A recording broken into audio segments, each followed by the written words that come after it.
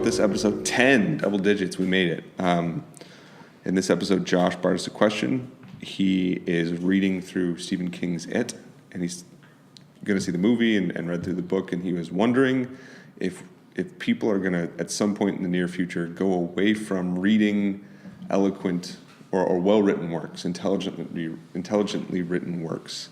And so he asked that question, and we started getting into why that might be and what that might be pointing towards. We talked about how, we may be moving away from written works, but maybe more towards oral literature, or we talked about like attention span and why people may not want to sit and spend the time reading, and how people are trained to read against how people are trained to do other things, or what that might mean for us. Sort of this idea of not cultivating a sense of reading, or not cultivating a sense of imagination. And we're wondering if one of the things Travis brought up was our kids just not bored enough today. So maybe we need to talk about that, and how maybe even if we look at a bigger picture, most of our great works in history were not actually written, they were performed.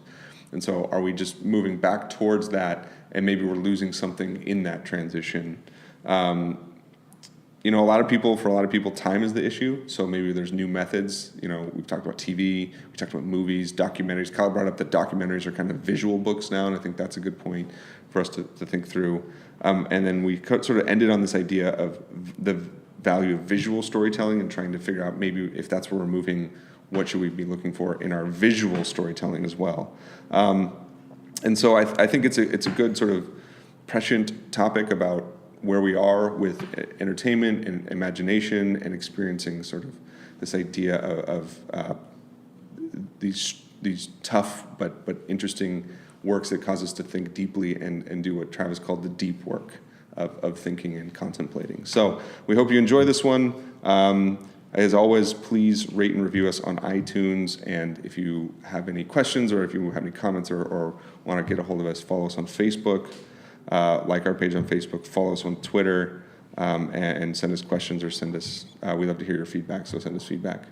Thanks for listening, everyone.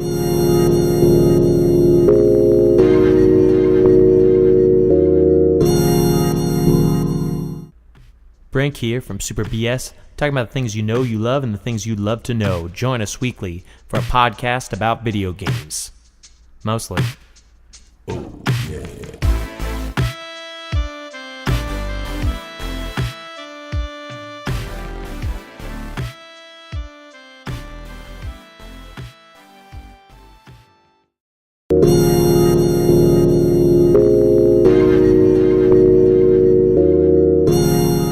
I've got a question for you guys. This is kind of, I guess it's sort of relevant to this week because It has come out in movie theaters. And so I've been reading It by Stephen King, the actual novel. It's like a huge book, right? It's a huge book, yeah. It's like 1,200 pages, is that? Or is that something else? It's about 1,500 pages. Oh. By the way, I've just listened to a podcast on Stephen King, not about this topic. That dude has written so much. Dude, anyway. If you, during the, they have a special opening for The Dark Tower, and one of them, he says he has his garage is filled with like unused manuscripts that he's written and never finished. All right, so my question to you is this book. So It is a really thick book. It's a very it's very wordy, and it's very descriptive, and there's a lot of writers like that. You have Stephen King and Dean Koontz among them. I guess maybe you can put James Patterson in some things, even though he doesn't write anymore. He has other people do it, and he takes credit. But shots fired at James Patterson. Yeah, well, I mean, he obviously a personal vendetta going on here. He wrote a book called "How to Be a Christian Woman." Like, what is James he know Patterson? About that? Yeah, published? It was at Barnes and Noble the other day. He's also a woman. It's just... It must be, man. So I didn't realize he was 2017. Yeah. Let me go back. Have you seen the original It, and are you interested in seeing the new one? Yeah. The 1980s version. Yes to both. Yeah. I got invited the other night to go see it, but I do want to see it, but I told them I have to go see it in the day. I have to. I can't go home at night after seeing it. And you have to be able to spend the night at your parents. Yeah. After I saw The Ring, I went home. I was like 17. I went home and I slept with the lights on in my room because I was terrified. Anytime I've gone to the movies and watch a scary movie, what I have to do, like almost automatically, is go home. And watch a Disney. Yeah, like watch cartoons. Either watch cartoons or like watch like a comedy. Like watch And fake like, laugh as long as it takes. I watch like Parks and Rec or something like very light until I've watched that enough to where I can like go to bed. Yeah. After I watched The Grudge the first time, I remember I was scared of little Asian children for a long time. Yeah. how about Children of the Corn? That freaks me out. That's a Stephen King book too. That movie, Or short story. or The Good Brother, or The Good Son. I think with Macaulay Culkin. Where you're like, when a 5-year-old becomes a murderer, that's Well, where. I say there's nothing creepier in cinema than a little kid in an abandoned playground singing nursery rhymes. Absolutely. Nothing good comes out of that. You guys ever see the Rob Zombie remake of Halloween? Yes. And shows how No, Yes. because I've never understood the desire to watch scary movies. 'Cause I've seen It. I have zero interest in the new It, Yeah, me either. and the original It freaked me out to where I still, when I talk about it, I'm irked. I don't. I don't do horror. I can't. I don't understand. cannot it. do it. I can do it, but Okay, I have You know no what? You know what I interest. really like hearing? I like hearing about like the behind the scenes thing. So the guy who yeah. plays the new Pennywise, Bill Skarsgård, he was on Jimmy Kimmel, and he was talking about it, and he goes, "The gnarly thing is like, I realized during a scene where I have like one of the kids like in my grasp, and I'm like drooling and I'm like all in his face, and he's crying and like getting choked up." He said, and as I'm filming this scene, in the back of my mind, I'm going, what am I doing? He goes, I think I'm like traumatizing this kid. This kid's like 11 years old. I He just goes- witnessed goes, this and they kid's yelled- coke habit forming. The best was, Aaron Carter. he said this was the best part. He said, so they yell cut, and all of a sudden, like I just look at him and I'm like, hey man, are you okay? He goes, without stopping, the kid goes, love what you're doing with the character. Love what you're doing. Love the direction you're going. And he goes, I'm just sitting there like, love what you're doing with the character. And so like hearing stuff like that, I'm like, oh, now I kind of want to see it. Yeah, I mean, I love behind the scenes stuff Yeah. just generally. But wait, so Josh, you're a horror fan. Do you like going to see horror movies? Not frequently, but if it's based on something that I've like read or seen as a Yeah. kid, like I do like. It's kind of a novel feeling, just going and be Kyle, scared. are you that same way? I won't go see things like I'll watch something like It because it's like, to me something like It is like watching like fantasy. Right. But I don't watch movies that are like Paranormal Activity, Okay. like spiritual warfare. So you're okay with things like I- slasher films? I can't, yeah, like- I can't do possession films. I can't. yeah, do like those. things like that. Like I don't mess with any of those. Right. But See, I feel Are like you a the- horror? Are you not? Absolutely me not. either. I see. I feel like the scary thing for me to watch would be the clown. I feel like I'm like, that seems scarier than the Paranormal Activity. Because for me, Like, the Paranormal Activity is like, I know in the technology's gotten to the point where like I can't see the strings, but like I can see the strings pulling the bed sheet off. Like, but low key, I can almost see a guy becoming a clown and losing his well, mind. that happened. Like they were having those clown attacks like last Yeah, year. it's all over the Like, country. Yeah, Yeah. I was pretending not to be afraid, but low key, it's kind of when you hear a noise and you're married and you have to be like, your wife goes, "All right, you're up," and you're like, "Why? Why am I up?" It's, Why do I have to be? I think yeah, I think and you of it, make a loud noise, acting like you're not scared. I think of it this way. I think of it in like I know spiritual warfare is a real thing. Right. Okay. And so Makes that sense. freaks me out. I know that Tim Curry dressed as a clown is not going to climb up through a shower drain. So that's the TV version. I just Yeah, learned it's that's the the mini TV series, version. Of it. yeah. I haven't seen any of it because I do not like horror films. He just looked like a clown in that though. He didn't really look like a Which monster to me in is that more movie. terrifying. Yeah. Like a guy who looks like a normal clown and then is a murderer. Yeah. I stayed Not away a from murder clown? sewage drains for a long time.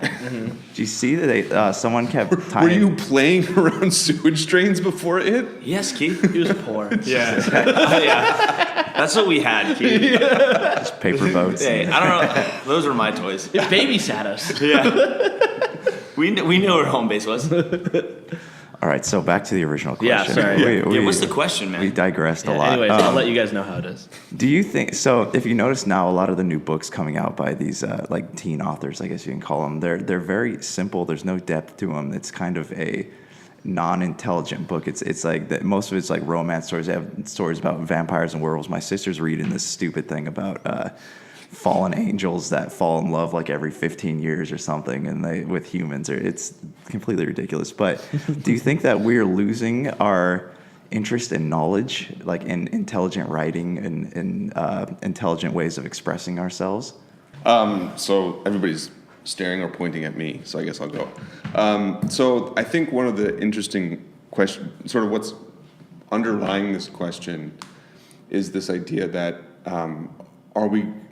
is it a straight up question? Are we going away from sort of like well written work? Are we not interested in intelligent and well crafted writing, or is expression going away from the written word? Right. So what I was thinking about is like, are we just now going to be moving into different forms of expression? So are we losing eloquence altogether, or is it shifting into a different area of art or expression? I think that would be the question that would immediately come to my mind. Right. Yeah. So I mean, yeah, because it feels like give it another like 5 years, and people aren't like, unless you grew up with an author like reading an author like Stephen King, nobody's going to read it anymore. Even like you go back to books like Frankenstein by Mary Shelley. Like it's the only reason people still read that. Yeah, it's a great book, but the only reason people still read it is because it has.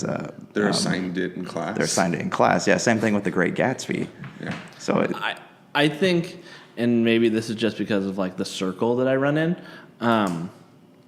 being the dominantly involved in like the Christian community. I don't know a lot of people that still like recreationally read fiction. You know what I mean? Shut your mouth, Kyle. Like you know what I mean? Like I don't know. I don't think I would be able to name 10 or 15 people who avidly read fiction. Yeah. I know, especially within that community, they're reading a lot of like books from pastors and Christian writers and things like that are more writing. I don't know, what you call them, like in Christian, they call it Christian living is how Barnes and Noble describes it. Or like spiritual formation books or something like that. Yeah. And so it's rare, like you're talking about these like not romance novels like from a grocery store, but like these like teen fiction. And I guess on my end, I'm thinking like, I don't really know anybody that reads those, but I don't know, maybe that's just me. I am going through Harry Potter right now. Whoa. I'm a little late. Yeah, Don't worry, no man, spoilers, right? You don't want any spoilers. I'm still behind you on that. Yeah, I felt like, because you know what? I felt like by not reading them, I said, I feel like I'm like missing out on a piece of culture. Right. Well, and then that becomes another interesting question, I think, that you raise, is this whole idea started with the fact that it was a movie, and that's what prompted Josh, you to go back and read it, right? Right. So the other idea is like, are we reading, to Kyle's point, are we not reading recreationally anymore, or are we only reading because we feel like we're missing out on culture, right? So there are certain books that you kind of feel like you have to read, just like there's certain movies or TV shows. Like, anybody here not seen Breaking Bad? I know. You've seen parts of it? Yeah. But like, if you've ever talked to someone, you feel like, and this was before I started watching, it's like I felt like I was missing out on something, or other movies like Sopranos, The Wire, and just as the other thing is like, I went back this summer with my wife to watch Friends, because I'd never really seen Friends. I hadn't watched the original run of it.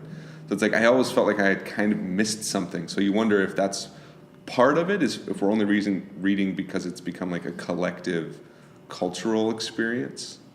Well, and it sounds like you have a concern.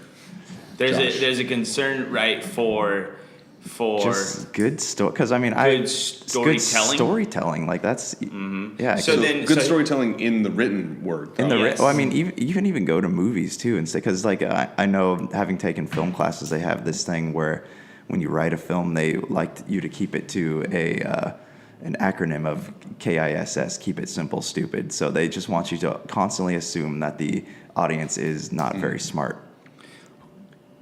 So, okay, so I come in and I go, it seems that there's a whole nother machine going on that is cultivating and creating the lack of desire to read good work. Therefore, why would I write good work if no one wants to read good work? Right. And if recreational reading, if you will, is not something that is very popular amongst people growing up or people period in culture anymore.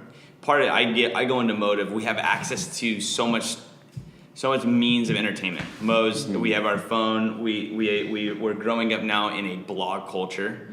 We're growing up in a article-driven culture where I'll read an article barely, and can I get through that? And that has a lot to do with attention span. To really commit, I'm not even talking about the IT novel, a 1,500-page IT novel. The attention span of right? Kyle's smiling because he goes, Josh is his hero right now. 1,500 pages? That's like 20 books to me. Well, because even thinking, and I think what's going on is Kyle's going, thinking about digesting that seems absolutely impossible. And then do I want to commit to that? And so I think there's an undercurrent there, whereas I don't even think people are capable of sticking around. They could consume heavy amounts of Netflix series. They can veg on that all day long because they sit there mindlessly, but they're also watching it while watching their phone and their 3 or 4 different apps. Yeah. And so I'm saying that the reason that maybe your concern is going to come to fruition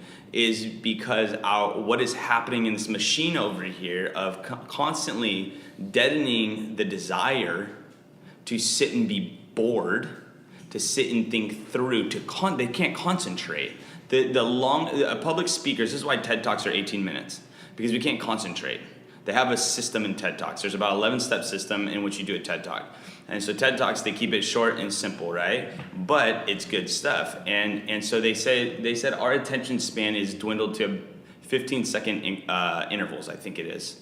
So you go, try to read a 300-page book. You're over here crushing a 1,500-page novel. Kyle's he's sweating. He can't even Try to figure pamphlets. Yeah. Just reading pamphlets. I'm looking ahead to like books 5 through 7 of Harry Potter going, that's going to be rough. Because those are like what? That's a myriad. Those are like meaty. They're like 700 pages. Yeah, 700-800 pages. Like, And so you go. So Keith, Yes. you've read all the books. all of them, and all the greats, all the good ones. You teach through right. them. So I think to your point, Travis, is that. So I just came back to the semester about 3 weeks ago, and I have to get back into it. And How long were you off, Keith? We don't need to talk about this, Travis. It was a while. Quarter of a year. More. Yeah, more. It's a third of the year, basically. Keith's excited to be back. Yes, I am excited to be back. But to your point, Travis, is that I mean, I have spent my entire life reading. As long as I've been able to read, you could find me with a book in my hand, probably reading about 2 or 3 books at a time. Not simultaneously, but like I can put a book down, pick up a different one that I've started already. So I've had 25 plus years of training. I take the summer off. The first 2 weeks of every semester, I still have to get my brain back in shape. I think what we fail to understand, but Travis, you're sort of pointing this, is that our reading brain is something we have to condition to do that. And if we're not conditioning it, Josh, to your question, it's almost a little bit of a self-fulfilling prophecy. Is like if we're not, it's not that good works won't be written. It's that if people aren't reading them, there's no point in producing them. Yeah. Right. Let me ask this. Maybe this is a stretch. This is not class. You do not have to raise your hand, Kyle. Maybe I'm going to connect things that aren't connected, but maybe I am. Welcome to What About This? Yeah. Do you think that what could be happening is you have kids today growing up with so much technology right at their fingertips that they don't really have to like play make believe or like make spaceships out of cardboard boxes and build tree houses. Hold on. And so then what happens is because of that, whatever part of their brain that really develops their imagination has been stifled. And then because like books, especially fiction, require a bit of imagination on your end. So maybe if they're not as imaginative, books are not as enjoyable, therefore they're not reading them. Well, to your point is they're teaching why boredom is important for creativity. And kids are growing up in a society in which boredom doesn't exist because even when I'm bored, I have something to entertain me, to Kyle's point.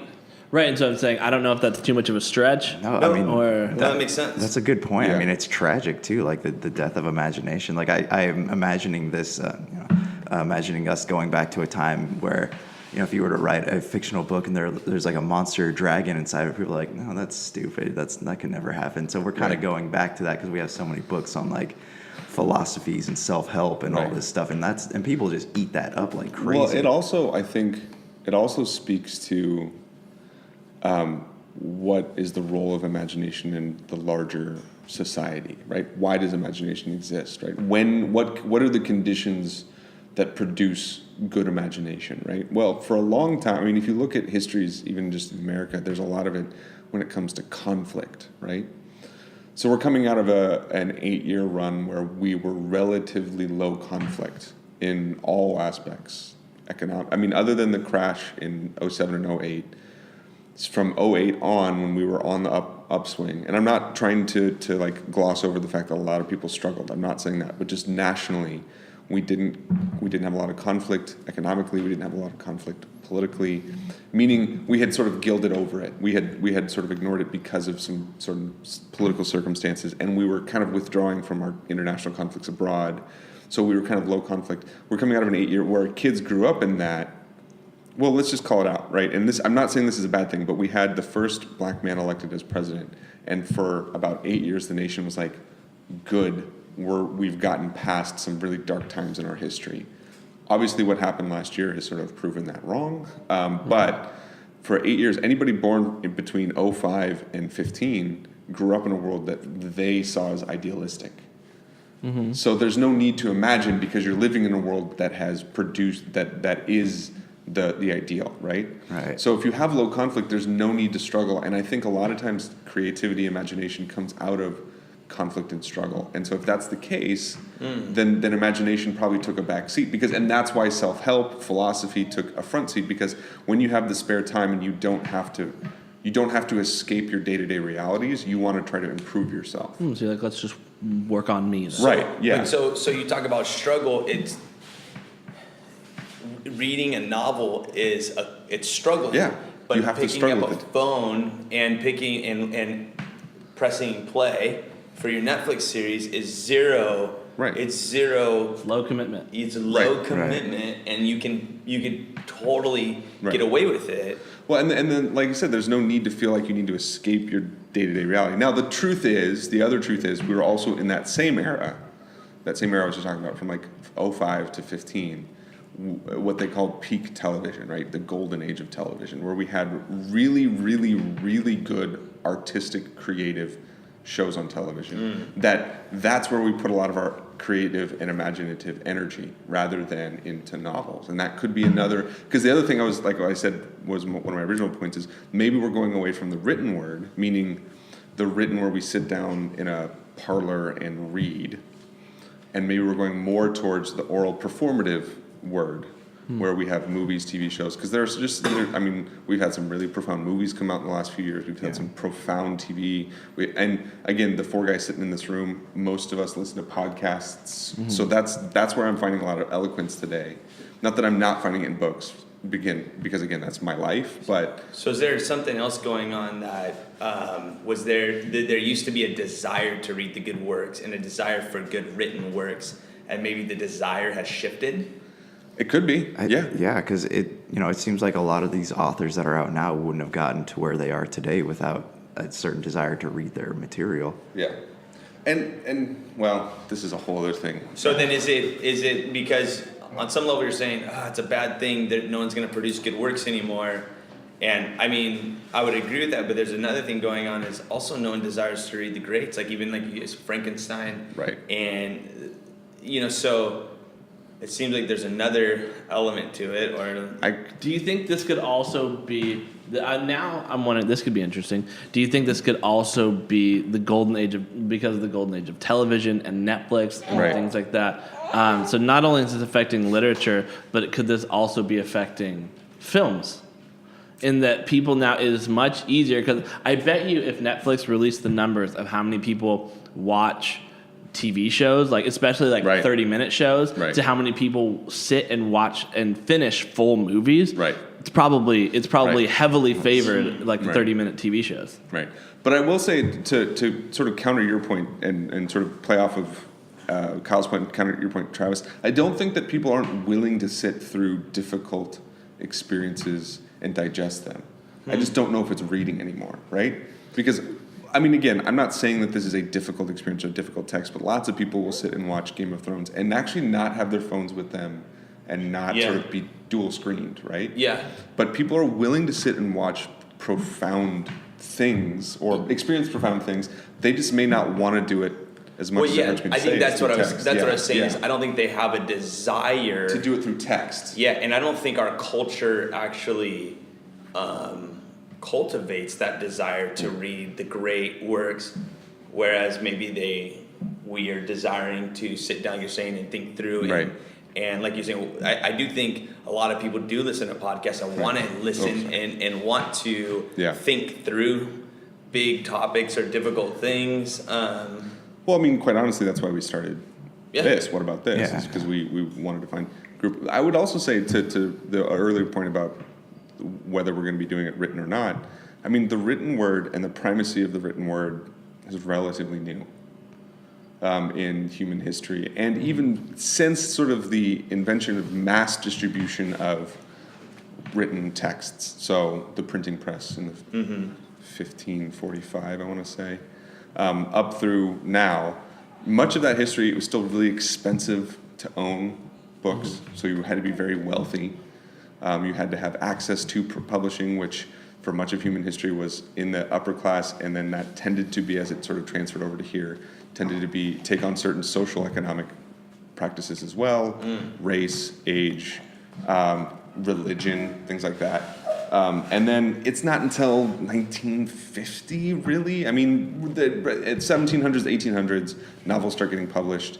So 1850 to 1950 and on is like when novels were like the prime art form, Okay. right? Yeah.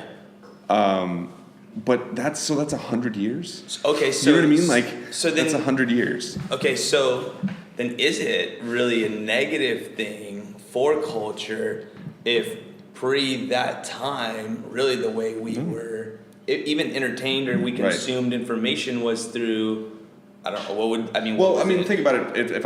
I'll ask this question from your guys' like schooling and just what you know. Who's the greatest English language author?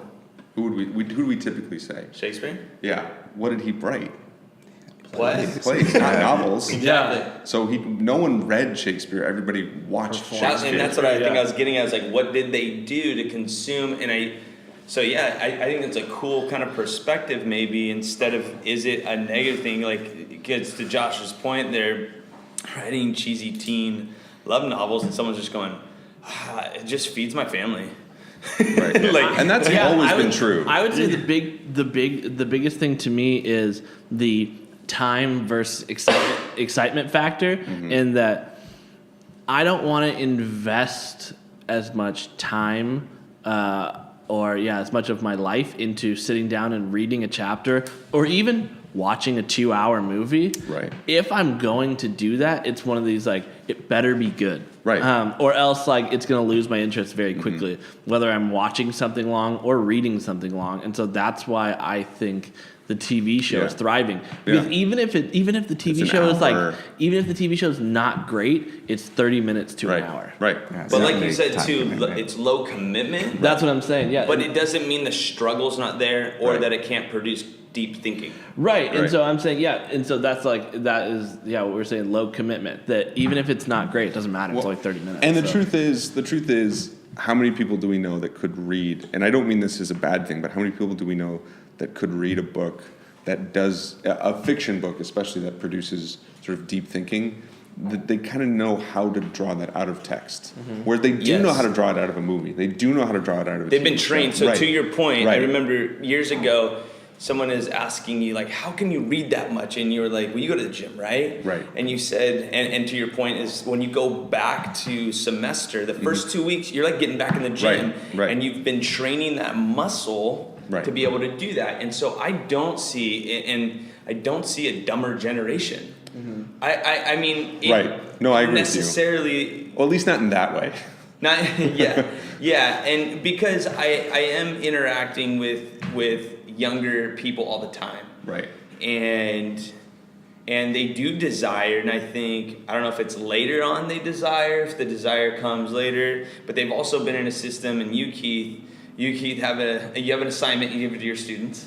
Yes. And the assignment is what? Where they all freak out because you don't give them the play-by-play. You kind of give them this creative. Yeah. It's a class I'm teaching now. I don't know if that's the one you're talking about. We'll see if this is the one you're talking about. But it's a 400 level class. These are English. That's actually to your point. These are English majors. They have chosen to become English majors. They love reading, and they are good at reading. They know how to. They've done many classes where they've learned how to interpret and draw meaning out of text. So then they take this class called Literary Theory, cue the groans, that they have to read really dense texts. And my assignment is you have to write an 18-plus page paper. You choose one novel or one author, and you have to write 18-plus pages on sort of developing your own, I call it theory, it's not really theory, but developing your own interpretive practice. Like, how do you read and why do you read that way? And sort of you use this novel to draw, like, to explain that. And I don't give them many other parameters other than that. I don't tell them what they have to include. I mean, I tell them how many pages and the format and maybe a couple other things, how many sources they need to include. Other than that, I'm kind of hands off. And there's two responses. There's one response at first, and they're just incredulous, like jaw dropped. I'm like, what? We have to do what? Then about halfway through the semester, there's two responses. I hate this paper, and they don't say I hate you, but sometimes. But you know. But I get it. Yeah. 18 pages. They're just not brave enough to tell 18 you. plus, 18 is the minimum. Jeez. Or there's this excitement that comes about where they realize that they've been given the freedom to really fully explore. Okay. And those are typically the students that are a little bit more adept. And again, this doesn't mean that the ones who struggle, I understand the struggle. Like, I get that that's a really difficult assignment. So I'm not saying that it's bad that they would sort of still dig in and be struggling. But there's this response where it's like, oh, okay, so I get to do this thing. So it's like, but they have to get there. And remember, 400, they've spent typically 3-4 years in These are English seasoned major. Like, these are students. seasoned students. Okay. These are people that are ready to go to grad school to further study this stuff. Well, and so it sounds very similar. I think you do it with a lower level class, entry level kind of class, Sure. and you give them this assignment. You give them 0 rules other than here's the topic, or you give them space, and they always come back like, how do I get an A?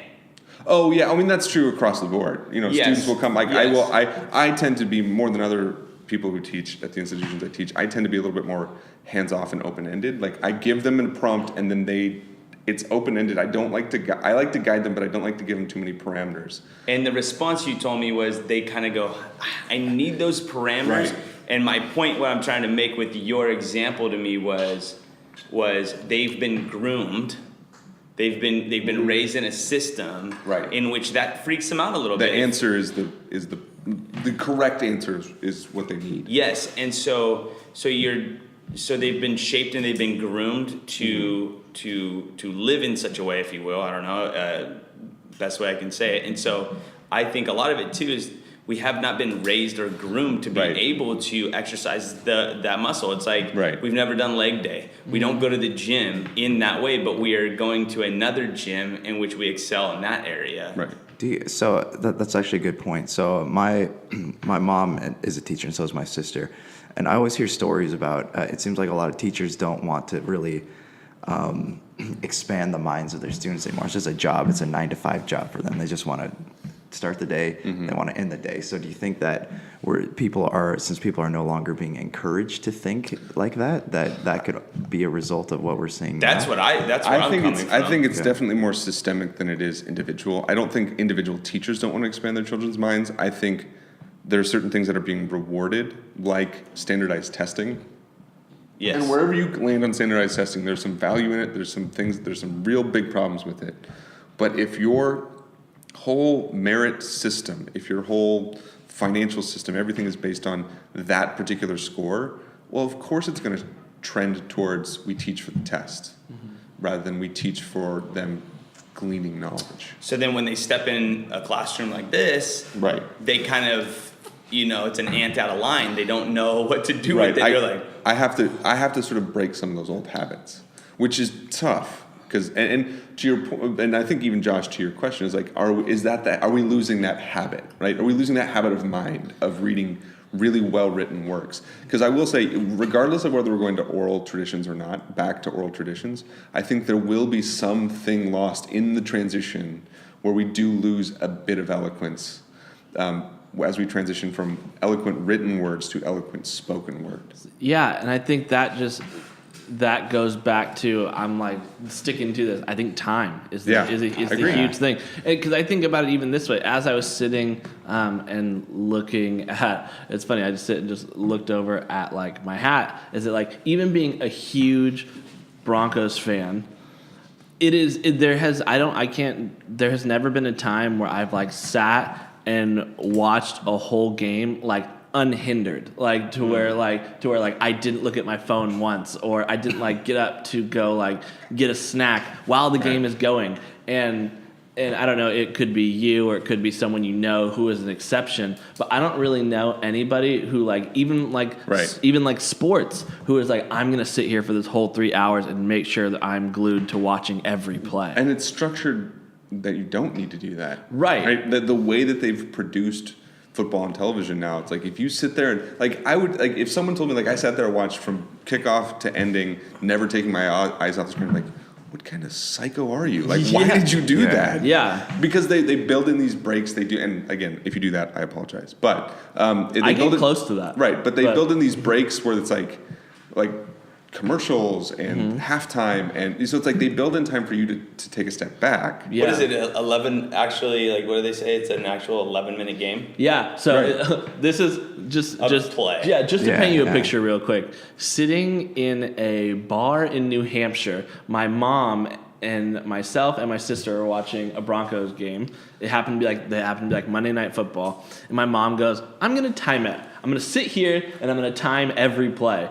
And she did, and it was like the amount of football is like 11 minutes. Right. So that makes me think, I don't know, that's a complicating factor to your whole attention span, because we will have people sit in a room, even if they're not watching the game, but they're willing to sit in a room and be present for that whole 2 hours. Yeah, and I think they're not watching the screen, so I understand that. I think it's more. Because when I hear that, I go, "What do you mean by this 15-second interval attention span?" Or teachers are. I guess I'm hearing that teachers are making kids get up every 10 minutes because it, like, the younger that they are, because it breaks it up and it allows them to get re-engaged, especially at a young age. And so I'm saying that deep focus. Right. So what they call like deep work.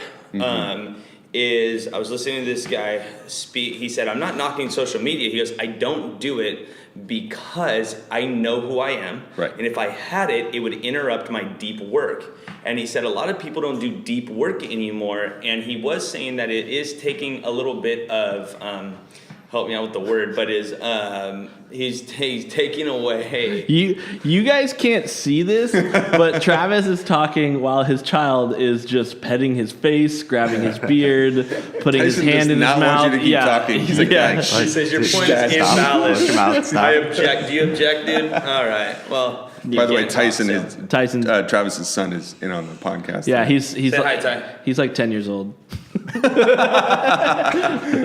He's not. Tomorrow. Yeah. Nope. You're don't not have nothing gonna to say say? anything? No. All right. Okay.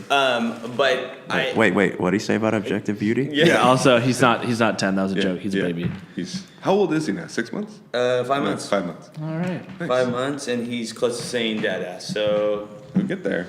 Whoa. it's in your face, Mom. So baby geniuses. Go watch it. Yeah. So he'll be sitting in. Talk about baby geniuses. Speaking of eloquence. Yeah, but speaking of eloquence, to your point is, even if, say, we go back to this oral culture of, and you go, well, maybe in order to get there, it has to break through some walls in order for it for us to go, wow.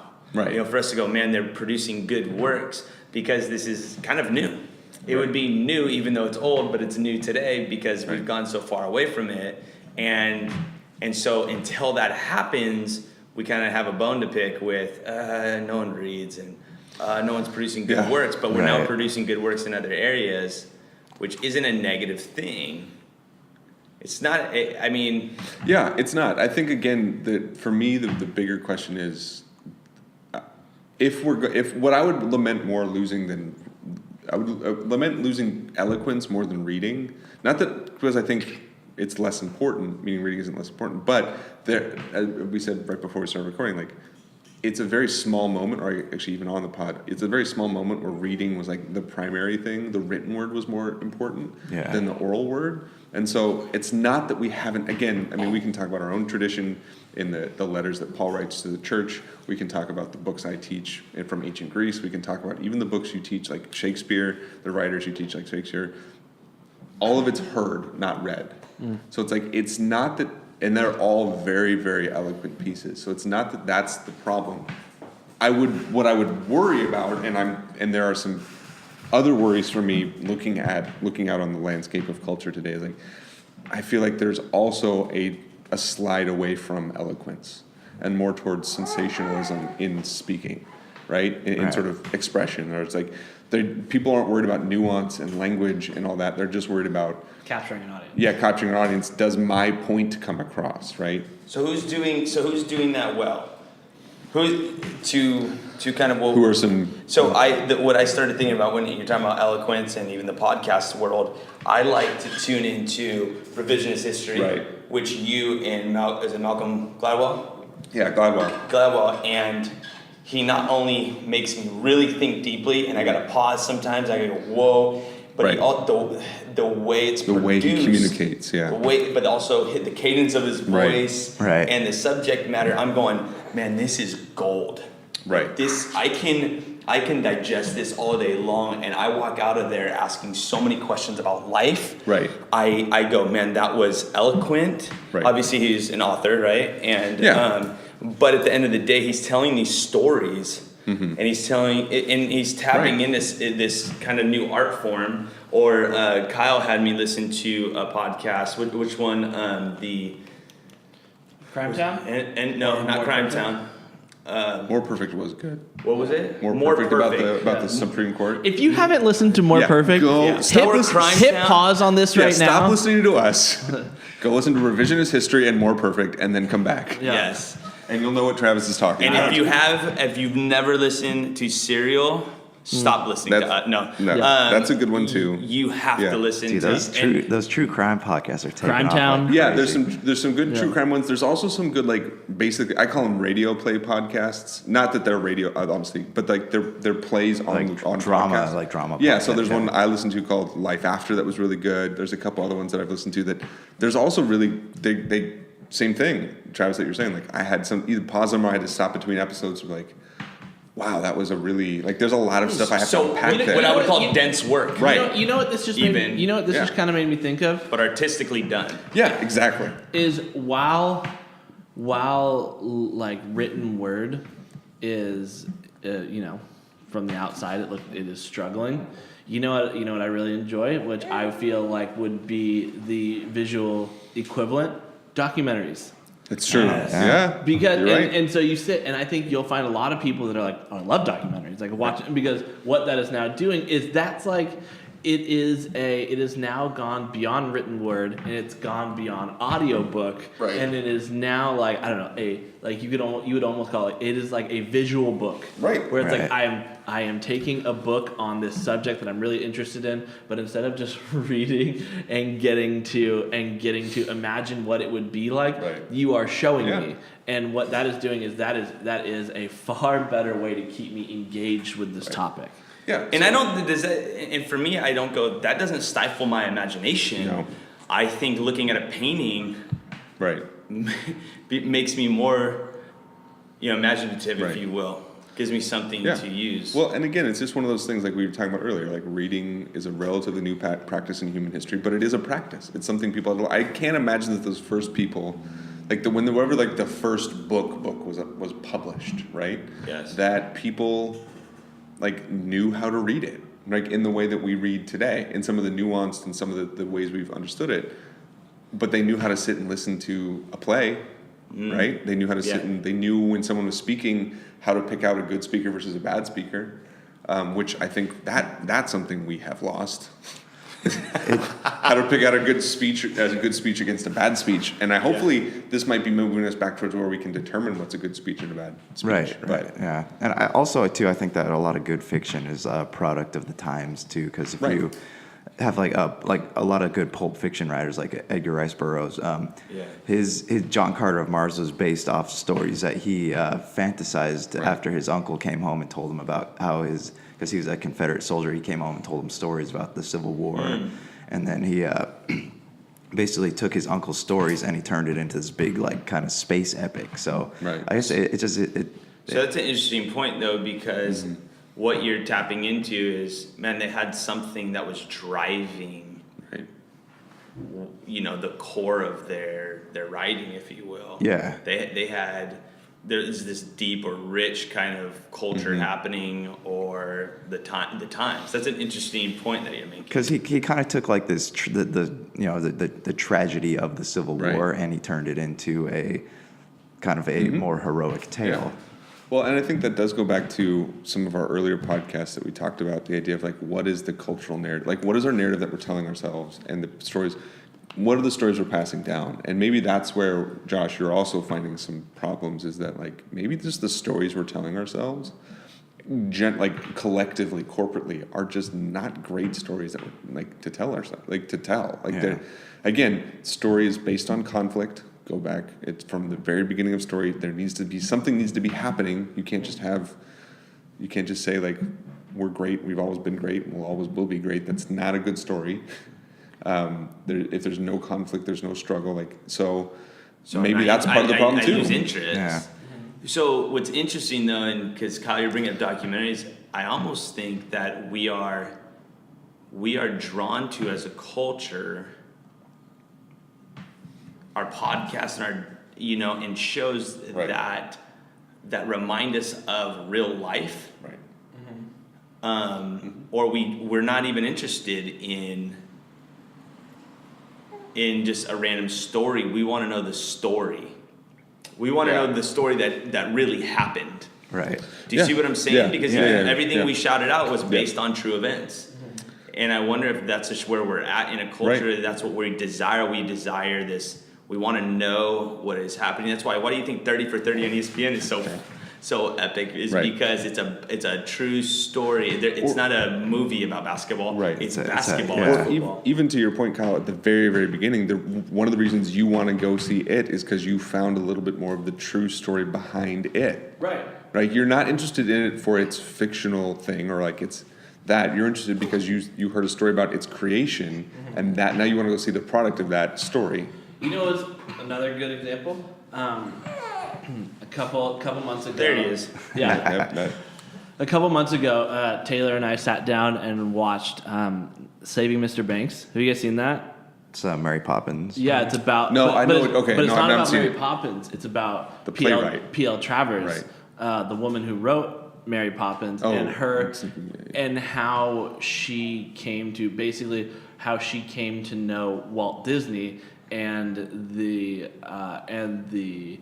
the process it took for Walt Disney to acquire the rights to Mary Poppins, and then her inspiration behind the story, why she didn't want to give it up because it was so personal, and they kind of get into the weeds of the story, and then, as you know, eventually, because I'm sure you've seen Mary Poppins, you know that, spoiler alert, Walt gets the right to the movie. And right after I watched that, you know what Taylor and I said, and then what we did? What? We said, let's watch Mary Poppins. And so now, like, we watch, which we would never do. We watched 2 movies back to back. And it was because as we watched the first one, we were like, well, now I have to go back and watch Mary Poppins. And what it does too, honestly, is I think like it gives you like more like, I was far more engaged after watching Saving Mr. Banks, which if you haven't seen that, you should. It's great. Tom Hanks is Walt Disney in it, and he's awesome.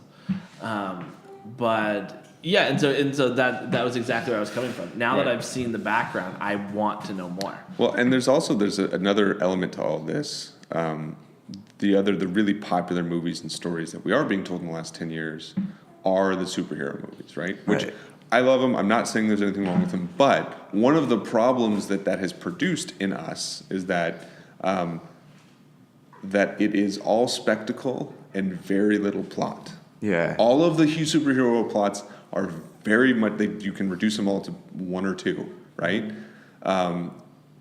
So it's all about the visual spectacle. Well, visual spectacle is interesting, and it does cause you to maybe think a little bit, but not in the same way that plot might, right? So we're interested in the visual idea of things, and that's fine, but in terms of representing story, it's not always the best way. Right.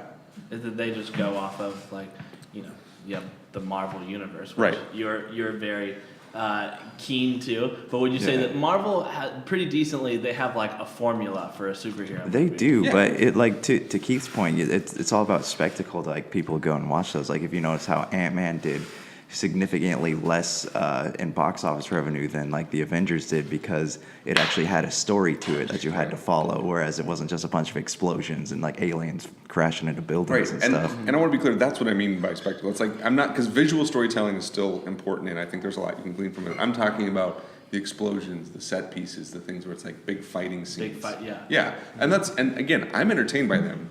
I think they're fun, but they don't cause me to think.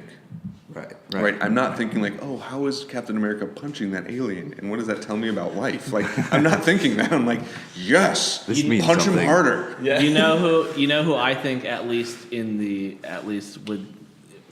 within our lives has done an amazing job at creating a visual spectacle along with a great story. Who do you think I'm going to say? Are you gonna say the one we were talking about earlier? I don't know. Say it. No, George Lucas. Okay, I was gonna say Wes Ah. Anderson. Oh, but- well, yeah, but no, I was going to say We're doing a whole podcast. yeah, we're just, okay, but you're right. No, George Lucas. Star George Wars. Lucas, yeah. in the what they have done, even now with the new one that he was less involved with. Right. But and so like someone like J.J. Abrams too, Mm-hmm. who is connected with that. I feel like that is a great job of more than Avengers. It is. I am loving what I am seeing, but at the same time, like I have to pay attention, Right. or I'm gonna miss a piece. Right. To Yeah. where like the Avengers, and maybe this could also be just me, but it's one of those where, okay, I missed a piece of the story, but I still get that like that's Captain America, that's Right. Iron Man. Yeah, Right, yeah. And I agree with. I think that there are that's what I mean. Like, there's lots of great visual storytelling out there.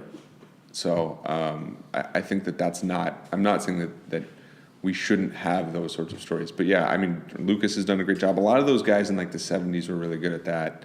After sort of that first run where it was basically just filmed musicals for a while. Yeah. And then like in the 70s, 80s when the auteur sort of came out and like they were really diving in. I mean, another one who was really good at it, I struggle with his works, is like Kubrick, right? Okay. Yeah. Kubrick was like a really good visual storyteller, even though some of them I'm just like, all right, I've seen this ship trying to dock for 5 minutes now. We get it, Kubrick. Yeah. But he had some. Lucas had some. I mean, even people like Spielberg Spielberg had, is yeah. really good at visual storytelling, and there is spectacle in it, but it's not the main point of it, right? Right. Right. I mean, we all. I mean, how many was Kyle when you watch like the Force Awakens and then the Kylo Ren's lightsaber? Like, I got really excited because that was a cool moment. Right. But that whole scene of them fighting in the forest is great visual storytelling, right? Right. When he's like slamming his side because he's hurt or Right. whatever, right? And so and that's why I'm sorry, I keep like leaning. All right, no, it's That's why excited. while I mean, without getting too much into Star Wars, where like Darth Vader is like my guy. But then looking at like Kylo, you know why he's so interesting within the story is because he's the first like major villain I think within the series, and I could be wrong, and some like Star Wars buff is going to come out of the woodworks and correct me. I don't really care. He's the first like major villain in that like he is very conflicted. Yeah. He's very conflicted, Right. Yes. and he's a little bit weak, like Right. a little bit. And that, Right. like, you never see Darth Vader when he's hurt, like, showing that he's hurt. Well, and that's what I think Lucas was attempting in the prequel ones was to show the buildup of the conflict of Vader. I don't think it always worked, Right. It was kind of like a light switch mode, though. He just like I know, let's go kill some kids. that's why I think that Kylo Ren, you're right, is he's interesting for that, right? He's interested in that. Like, there's clearly something. There's a history that's really dark in a way that's similar to the Darth Vader story, but like he's not just a straight up. Because that first A New Hope, the first Star Wars, Vader's just Just killing it. yeah. I mean, and I actually love that moment in Rogue One where they kind of like the slasher figure in like just like wrecking guys. Right, And right. Yeah, just like no mercy. Yeah, but and that created its own interest of someone who is so like purely evil, right? That's its own conflict. But you're right that there is this conflicted thing, and I think we appreciate those sorts of those ones. Yeah. So We started with literature and we ended and it was Star Wars. We ended at Star Wars. yeah. So This podcast is brought to you by the movie It, now in theaters. yeah, If only that were true. yeah, What do you guys think? it is. We don't listen to you guys. Yeah.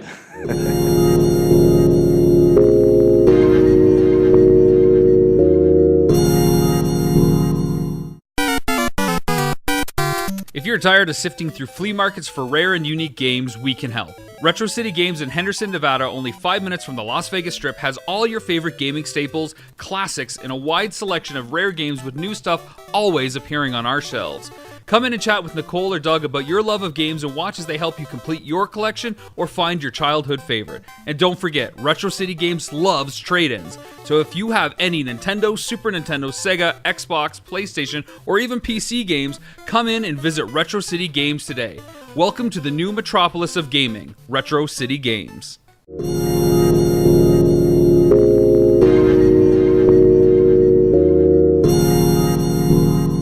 That to us people that can feel things, it hurts.